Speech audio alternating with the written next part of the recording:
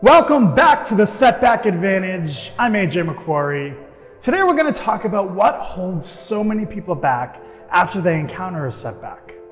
Now there are three different types of setbacks, okay? I break them down into three different categories: a fluke, a failure, and a fuck up. So a fluke is an accident and it's out of your control. It's random.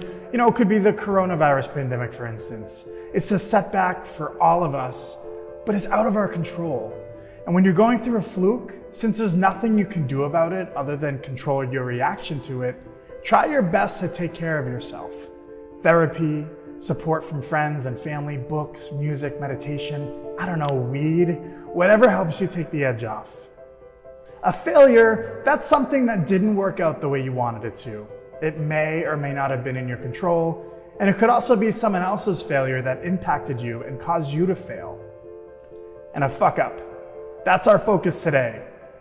A fuck up is when you make mistakes and it leads to consequences of some sort. My fuck up, it led me to a $1.5 million bankruptcy. Ouch. I mismanaged the business and just got in over my head. It was amateur hour and it led to a public and shameful experience that I hope none of you have to go through. I was great at sales and marketing, but the operations and the finance side of things is what I really fucked up on. And I had to learn to forgive myself for what I did. This is a very important part of healing from a fuck up. Forgiving yourself for what you did. It's okay to make mistakes, and we can often be so hard on ourselves. I know I am, which makes it that much harder to move forward. Fuck ups usually have consequences, as they should.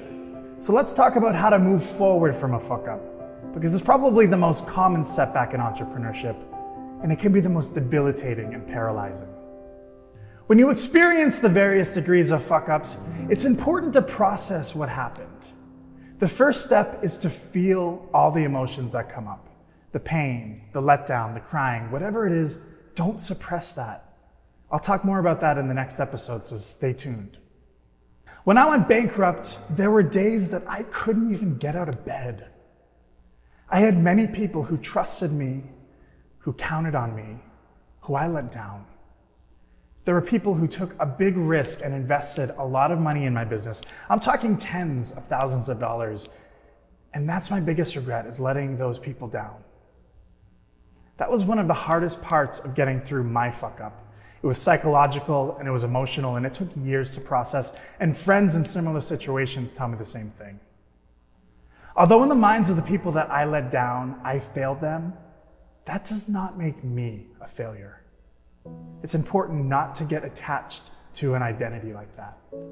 Why fuck-ups are so dangerous for entrepreneurs is because they often lead to shame.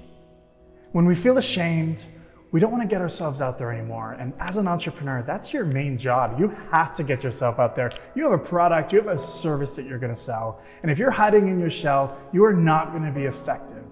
And that's going to lead to another setback, and it's a vicious cycle that diminishes your confidence, and confidence is your biggest asset as an entrepreneur, and it's something you should always try to work on and build.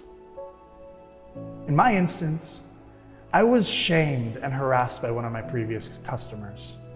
Now, I won't get into the details, but this person wrote an entire blog about me, which has since been removed. He also messaged most of my Facebook and Instagram friends about me, which was extremely creepy and violating. Anyway, my point is when you deal with a setback and a fuck up, you often have to deal with the blowback that comes with it. It's a package deal, and it sucks. But that can't stop you from chasing your dreams and your goals. Look, intentions matter so much in the business world, and as long as you have good intentions, you will always be okay, no matter how much you fuck up. I promise. When I posted my first video, as expected, I did get some negative blowback from some former customers who lost money after they invested in my previous business. Now, I did breach our contract and was unable to fulfill the orders for those specific people, but my intentions were good. Look, you can't go bankrupt if you have bad intentions. That debt is not dischargeable. The bankruptcy court would never let you go through with it.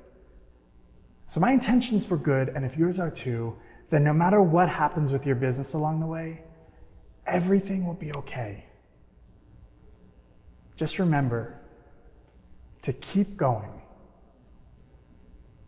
Thank you so much, and I look forward to you joining me on the next episode of the Setback Advantage. I had to learn to forgive myself for what I did.